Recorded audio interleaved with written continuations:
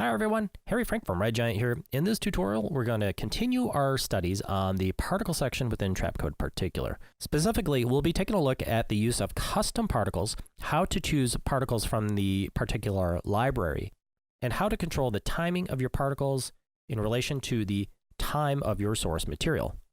So, like I often say, there's a lot to cover here, so let's jump right in. So far in this series, we've been talking a lot about particles that are generated right within Particular. Sprites and textured polygons refer to the use of pictures or movies that we can assign to our particle types. In an example like this with this smoke, we can use a looping smoke clip found right within the Trapcode Particular library, assign that to a particle to make a very detailed kind of smoke. So let's just run through how to do that. So I'll create a new composition, create a solid, and I'll drop particular right onto my solid.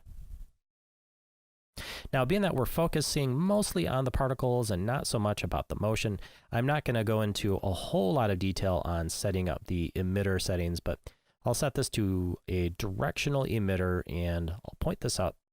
I'm not worrying about exact values here. I'm just going to kind of point this upward, and I'll spread out the overall direction spread. So we're making kind of a upward floating smoke. Maybe I'll turn the velocity up just a little bit. Okay, so more importantly, let's jump to the particle section here. So if I go to the particle type, I can set this to a sprite. Setting this to sprite means that we're going to use some sort of external media, assign that media to each particle. What that media is and how it's assigned to the particle is found right here in the texture section. Now you can manually do this. I can take some sort of clip, drag it in here, go to the texture section, and manually define that as my particle. However, there's a quicker way to do this, especially if you'd like to browse the built-in Particular library. And we can do that by clicking the Choose Sprite button, and this will launch a window. And we have a number of subcategories in here of things ranging from motion graphics, 2D shapes, as well as the smoke and fire section. So I'll select Smoke Loop 2 here. And as we can see, it's a bit small, so I'll turn this particle size up, let's say to 125. And right away, we can see a bit of a problem. The source material of Smoke Loop 2 does not include an alpha channel. Some of these do because there is just no way to get around it. But if it is something like this where we simply want to take the darker areas and turn those into transparency, we didn't include the alpha channel just to save on overall space. We can simply unmult this or turn that dark area into transparency by going to the bottom of the particle section and turning unmult on. Now, unmult is different than the blend mode. Right now, they still have a normal blend mode, so the particles, even though we have some transparency, are not blending with each other in terms of their color. So if I go to the blend mode section and set this to something like lighten or screen, we will have the particle colors blending with each other. Now, I think for smoke, you can probably lower the overall opacity and maybe even randomize it a bit. I think this is getting pretty close, but one thing you'll probably notice is that out on the fringes of the end of the animation, as the particles reach the end of their lifespan, which is a default of 3 seconds, particles such as this one right here, when they reach the end of their lifespan, they simply disappear, and that is not ideal. So we'll want to go to the opacity over life, and just pull up some sort of graph that will have these fade out over time. We can have them scale over time, but for smoke, I don't think that's really ideal. Another thing I think we should do is go to the rotation section and turn up the random rotation to kind of scatter the angles of each of these smoke clips. So if we run a quick preview on this, we'll see we have a nice little spreading detailed smoke. One thing I didn't do, if you're paying attention closely, you can see at the very bottom where the particles are generated, they are kind of popping on. So It's up to you aesthetically how you'd like to address that. If it doesn't matter and it's perhaps obscured by the source or whatever you're compositing this with. But in this case, maybe we could either fade it on or scale it on. So I can go in here to the scale over life. I'll just grab one of these points on the B-spline. And now this will have the particle scale on over time instead of doing its hard cut on that it was doing before. I think that works a lot better. Also, looking at these as they kind of overlap with each other, I think the opacity could probably come down just a little bit.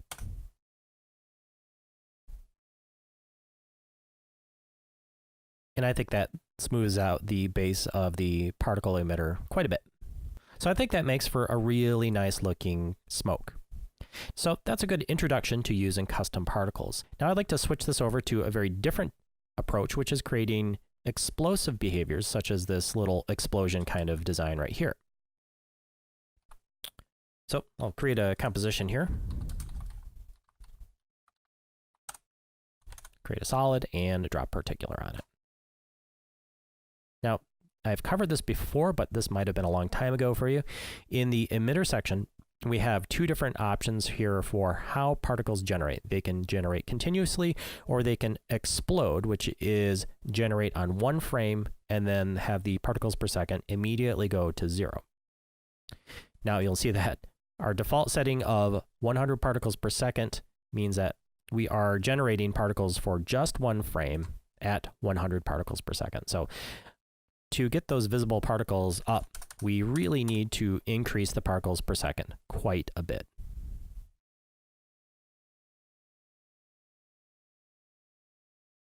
I'm going to go to the particle section here, switch this to a sprite, and go to choose sprite. And now I'm going to choose something that is not looping. So I'm going to use a fire explosion. I can use, let's say, fire explosion 2.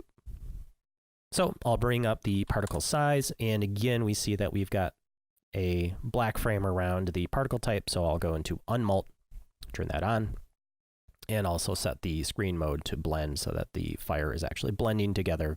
Now, in our previous design with the smoke loop, our source media had a seamless loop. The first frame and the last frame were actually identical, so we could loop it over and over. With this fire explosion, if I solo this and just kind of play through this source material, we have a beginning, a middle, and then it fades out at the end as sort of a smoky dissolve away. In this case, we don't want it to pick a random frame and loop over and over through the source material. We want it to start at the beginning and play all the way to the end. So instead of using random loop, we can go to one of these options right here, which is start at birth, play once. Now, this is going to kind of work, but there's some different considerations that we need to make here. So as I play through this, you'll see that all of the particles are playing through the media at the same time, which isn't quite ideal. That was one of the reasons with the smoke loop that we were able to create something realistic, because each particle was starting at a different time in the source media. So as we can see here, we've got everything playing at exactly the same time. Now, there's a few different ways to fix this. As we've talked about, we can use rotation to kind of mix things up, turn up the random rotation, and that is one way. And I'll definitely leave that on. But there's a different time sampling method that's really going to work well for us here. So let's take a look at a couple things here.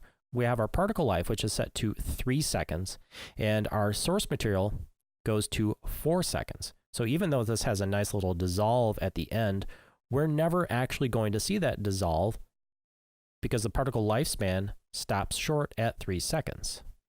So this is why start at birth, play once is close, but not quite exactly what we want. We want to set this to something called start at birth stretch. What this will do is take the source material, regardless of its length, and map that to the lifespan of each particle, even if it's randomized. So let's say I add a little bit of randomization here. Now particular will map this 4-second source material and compress that time within the lifespan of the particle.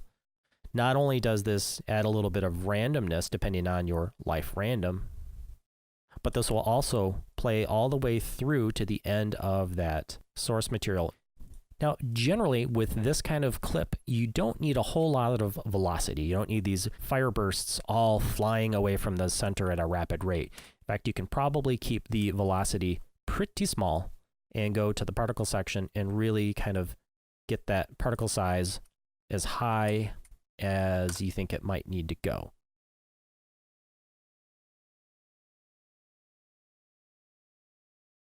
This kind of works, but it does feel a little bit slow motion to me. So fortunately, it's very easy for me to lower the overall particle lifespan because it's going to be stretched to the lifespan of the particle. Now, just to show this as an example, this fire clip actually has its own color that seems to work pretty well. Some of the presets that you'll find in the designer take some of these clips and actually colorize them. To do that, you would want to switch this from sprite to sprite colorize. And this will take the color from that source clip and remove it and allow us to tint that clip another color. To show an example of this, I'll load the preset under the multi-system presets section under explosions and use this one right here, which is called Shot Grenade. So there's a custom particle going on here for system 4. It's using a custom particle with a fire explosion, but it's being set to sprite colorize, and therefore we can take that particle and assign a different color to it. Okay, so I'm going to create one more type of explosion, and we're going to focus on a different type of time sampling. Now, to save on time here, I'll just duplicate one of these compositions. We'll call this debris explosion. And I will reset the settings in here. Okay, so we'll go to the emitter section, set this to explode, and turn up the particles per second. Let's say I set this to 2000 and turn up the overall velocity.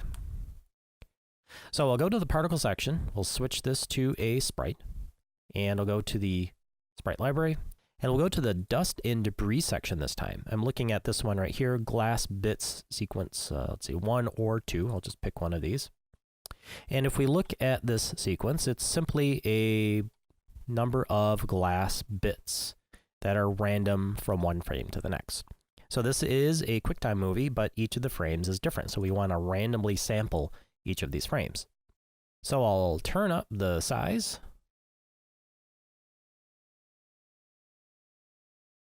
And maybe give it some size random as well. And if we play through this, we'll see that it's not quite doing exactly what we want. So it's taking each particle and using that default setting of a random loop and looping through each of the frames. And we don't want that. We want it random, but we want to have it randomly pick a still frame. Now with this set to random still frame,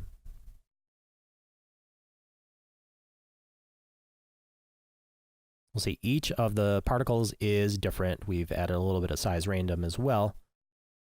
But now we have lots of different little glass bits in there. I think these probably could have actually a little bit smaller of a size. I think for debris explosions like this, you also might want to go in and turn up some of the rotation speed. Remember, a little bit goes a long way. 1 is 1 full revolution per second. And we probably want some randomness to that as well. Now at the very beginning, and also I have the source material still turned on, but also at the beginning, I probably want to have the particles maybe size up over their lifespan, just so that they kind of start from nothing. We probably would want some more velocity random to this as well.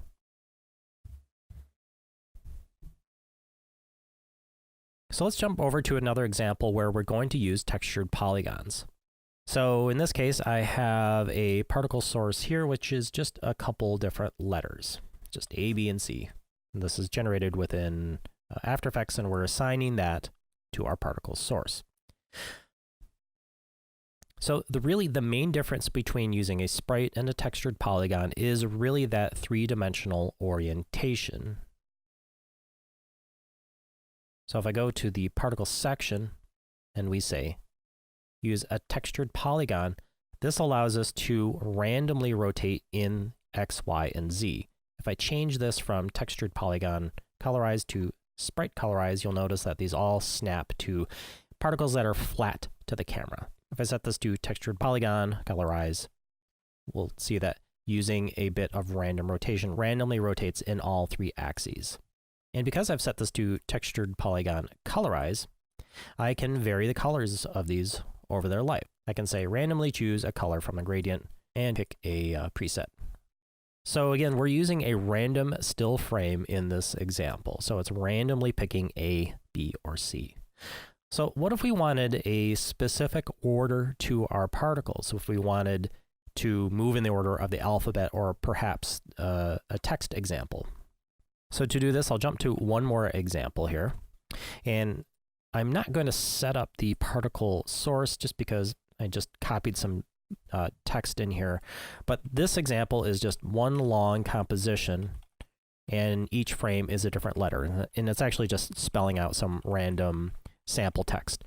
In the case of particular, where we want to use those particles in a very specific order, there is a time sampling method very unique to this, which is called current frame freeze. Current frame freeze will grab that media at that point in time and then freeze it at that point in time. And each particle will be assigned at that given time. And I think that is pretty cool.